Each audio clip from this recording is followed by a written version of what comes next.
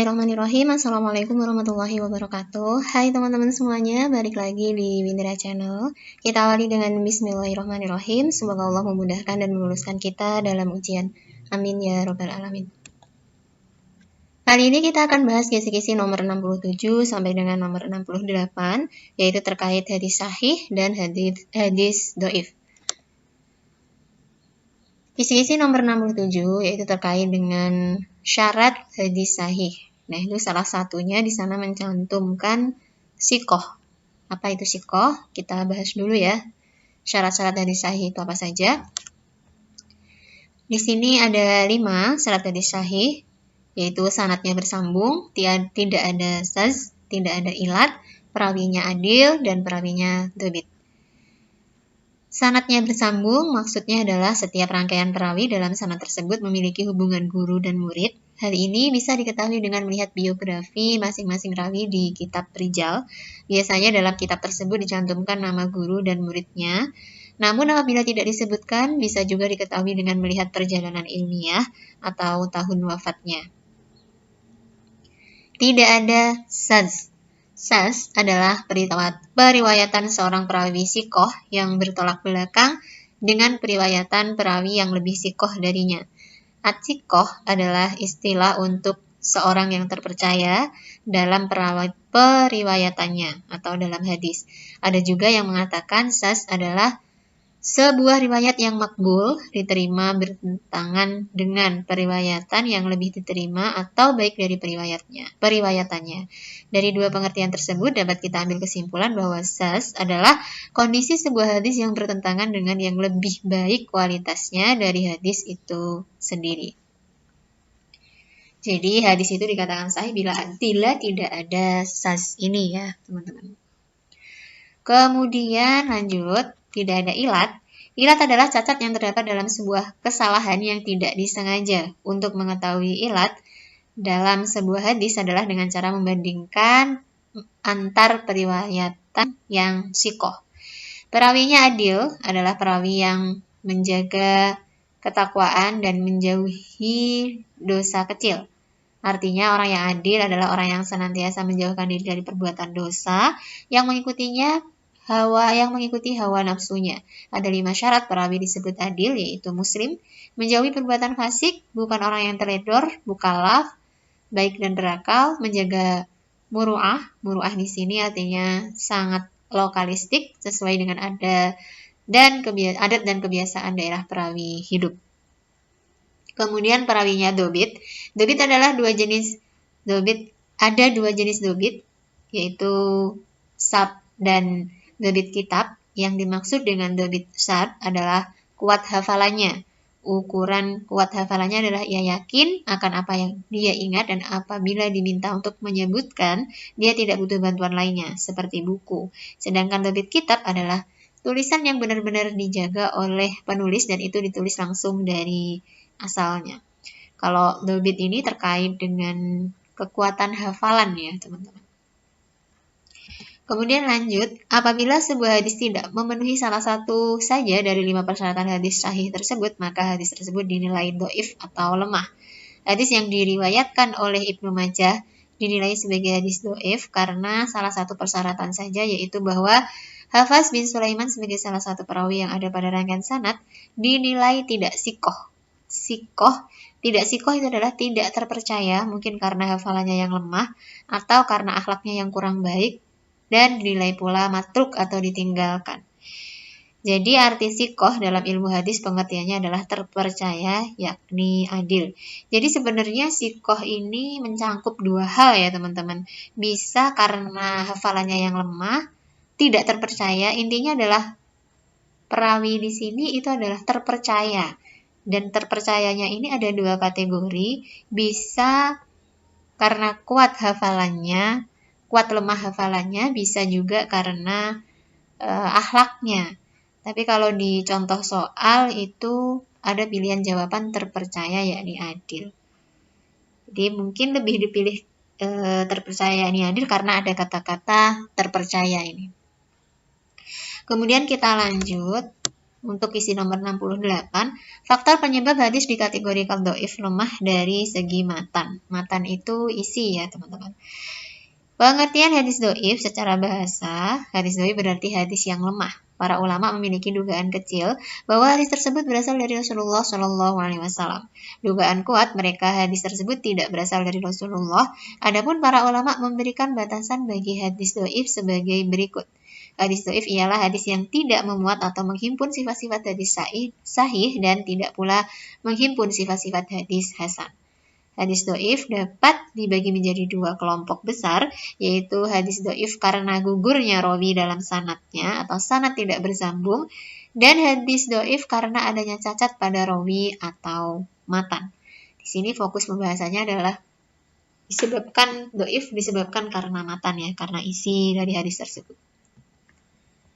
Hadis dhaif cacat karena matan itu ada dua kategori, cacat karena sudut ya, yang jarang, yang menyendiri, yang asing, yang menyalahi aturan, dan yang menyalahi banyak orang pada matan. Syadz pada matan adalah periwayatnya yang menyendiri, riwayatnya bertentangan dengan riwayat yang lebih sikoh dalam penukilan matan, terjadi penambahan, pengurangan, penukarbalikan, perubahan bentuk kata. Jadi di sini itu bentuk matannya itu antara hadis yang satu dengan yang lain itu tidak sama teman-teman.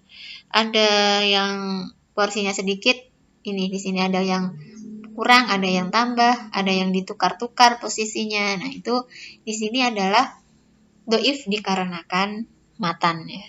Ada kemudian cacat karena ilat, cacat kesalahan, penyakit dan keburukan pada matan. Ini berarti ada cacat pada isi ya, atau matan dari hadis tersebut. Ya teman-teman. Kemudian kriteria hadis dhaif tidak bersambungan sanad, para riwayatnya tidak bersifat adil dan adanya ilat atau cacat. Ahmad bin Hanbal berpendapat bahwa hadis yang mengandung ajaran fadlailul a'mal meskipun kualitasnya dhaif, menurut para ulama hadis boleh dijadikan dasar perbuatan. Kemudian kita lanjut ke contoh soal untuk nomor 6. Isi 67 sampai 68. Arti sikoh dalam ilmu hadis pengertiannya adalah, di sini jawabannya adalah A ya teman-teman. Terpercaya yakni adil. Kalau dalam penjelasan tadi terpercaya karena kuat dan lemah hafalannya, terpercaya karena akhlaknya. Di sini mungkin dipilih A, terpercaya karena ada kata-kata terpercaya ini ya teman-teman. Jadi sebenarnya antara A dan B. Tapi kalau B ini lebih mengarah ke dobit ya. Kemudian nomor 2, kriteria hadis dhaif kecuali, berarti yang bukan ya. Yang bukan itu adalah para periwayatnya bersifat dobit. Nah, ini kalau dobit itu berarti hadis sahih. Jadi yang merupakan kriteria dhaif itu adalah tidak bersambungnya sanad, para riwayatnya tidak bersifat adil, dan adanya ilat atau cacat. Kemudian nomor 3, hadis yang mengandung ajaran fadlailul a'mal meskipun kualitasnya dhaif, menurut para ulama hadis boleh dijadikan dasar perbuatan. Hal ini adalah pendapat dari Ahmad bin Hanbal. Kita lanjut ke kisi-kisi nomor 69 sampai dengan nomor 67. 69 sampai dengan 70, maaf. Itu adalah tentang hadis yang diriwayatkan oleh Ibnu Majah dan hadis yang diriwayatkan oleh Abu Daud. Di sini membahas tentang ilmu ya teman-teman, tentang keutamaan mencari ilmu. Kisi-kisi nomor 69, hadis oleh Ibnu Majah yang berstatus dhaif namun tetap dijadikan dasar hukum dalam mencari ilmu. Itu hadisnya, hadatsana Hisyam bin Ammarin, hadatsana Hafs bin Sulaiman, hadatsana Katsir bin Shimdirin an Muhammad bin Sirin an Anas bin Malikin qala Rasulullah sallallahu alaihi wasallam talabul ilmi faridatun ala kulli muslimin, rawahu Ibnu Majah. Hisam bin Ammar bercerita kepada kami, Hafs bin Sulaiman bercerita kepada kami, Katsir bin Sindir bercerita kepada kami dari Muhammad bin Sirin dari Anas bin Malik berkata, Rasulullah sallallahu alaihi wasallam bersabda, mencari ilmu itu wajib atas setiap orang muslim. Diriwayatkan oleh Ibnu Majah. Ternyata hadis ini adalah hadis dhaif ya, teman-teman, dari segi apanya ya ini dhaifnya? Kita lanjut dulu. Nih penjelasannya. Meskipun hadis di atas dhaif dari sisi perawi, akan tetapi kandungan matanya sejalan dengan ajaran Al-Quran yang memerintahkan kaum muslimin menggali pengetahuan antara lain surat At-Taubah ayat 122 dan surat Al-Alaq ayat 1-5. Artinya hadis ini mengandung ajaran untuk mengamalkan perbuatan-perbuatan yang baik yang disebut fadlailul a'mal. Hadis yang mengandung ajaran fadlailul a'mal ini meskipun kualitasnya dhaif menurut para ulama, hadis boleh dijadikan dasar perbuatan. Pendapat ini serupa antara lain dikemukakan oleh Ahmad bin Hambal. Ini di soal-soal kisi-kisi sebelumnya tadi ya, teman-teman. Jadi, hadis tentang menuntut ilmu itu tadi di dhaif dengan alasan perawinya ya. Kemudian kita lanjut. Perintah mencari ilmu ini betul-betul diperintahkan oleh kaum muslimin, sehingga sejak awal perkembangan peradaban Islam, aktivitas belajar dan mengajar sangat intensif dilakukan. Beberapa sahabat dikirim oleh Rasulullah ke berbagai tempat seperti Yaman, Syam, dan Mesir untuk memberi pengajaran. Setelah itu, di masa tabi'in, banyak pencari ilmu yang melakukan rihlah ilmiah, yakni perjalanan untuk mencari ilmu. Jadi di soal kali ini itu adalah kita diminta untuk bisa memahami kenapa hadis dhaif tentang mencari ilmu ini tetap dijadikan dasar hukum atau tetap digunakan padahal statusnya adalah dhaif. Di sini itu karena hadis ini dari segi matan itu tidak bertentangan dengan Al-Quran. Dan itu termasuk dalam fadlaitul a'mal, itu meskipun kualitasnya dhaif, menurut para ulama, hadis boleh dijadikan dasar perbuatan.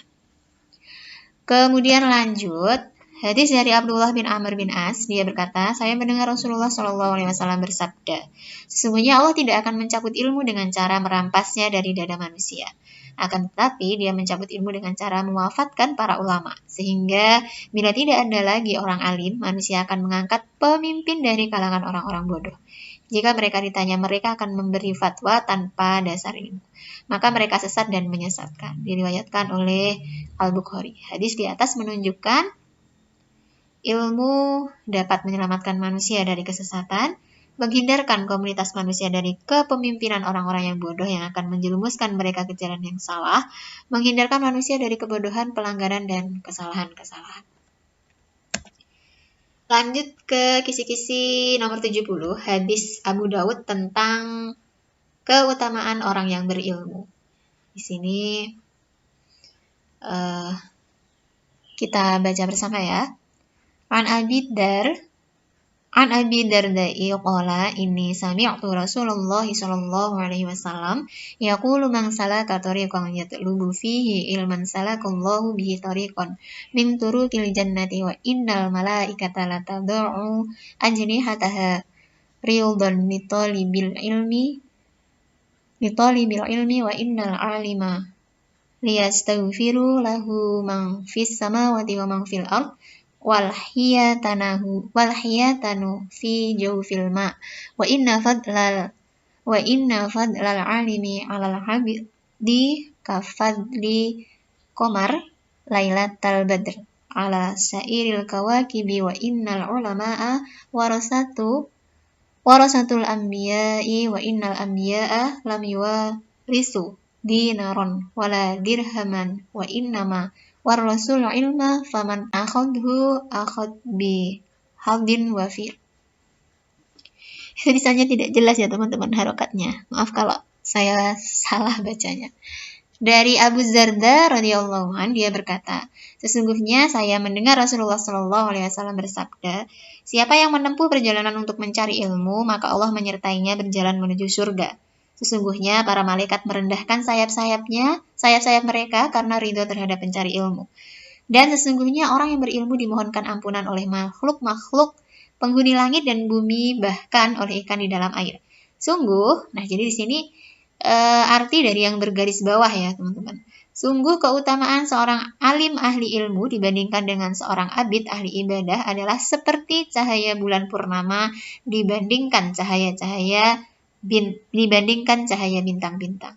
Sesungguhnya para ulama adalah pewaris para nabi, dan sesungguhnya para nabi tidak mewariskan dinar ataupun dirham, akan tetapi mereka mewariskan ilmu. Siapa mendapatkannya akan memperoleh keberuntungan yang besar. Diriwayatkan oleh Abu Daud. Jadi di sini dikatakan bahwa ahli ulama atau ahli ilmu itu lebih baik bila dibandingkan dengan ahli ibadah. Kemudian kita lanjut, keutamaan orang yang berilmu berdasarkan hadis di atas adalah diiringi perjalanan Allah menuju surga, didoakan oleh makhluk-makhluk yang ada di udara maupun di darat, serta yang ada di dalam air. Dinilai lebih utama dari para ahli ibadah, diridhoi malaikat, dinyatakan sebagai pewaris nabi. Contoh soal untuk nomor 69 sampai 70 itu adalah hadis dari Abdullah bin Amr bin As. Dia berkata, saya mendengar Rasulullah SAW bersabda, sampai terakhir ya teman-teman, tadi sudah ada di materi. Hadis di atas menunjukkan jawaban A, B, C benar. Ilmu dapat menyelamatkan manusia dari kesesatan, menghindarkan komunitas manusia dari kepemimpinan orang-orang yang bodoh, yang akan menjerumuskan mereka ke jalan yang salah, menghindarkan manusia dari kebodohan, pelanggaran, dan kesalahan-kesalahan. Kemudian di nomor 5 ini juga sama hadisnya Abu Daud tadi. Di sini penekanannya adalah bahwa yang bergaris bawah itu artinya sungguh keutamaan seorang ahli ilmu dibandingkan ahli ibadah adalah seperti cahaya bulan purnama dibanding cahaya bintang-bintang. Jadi di sini dikatakan bahwa ahli ilmu itu lebih utama dibandingkan ahli ibadah. Kita lanjut. Di bawah ini merupakan keutamaan orang yang berilmu. Ini berdasarkan hadis tadi ya.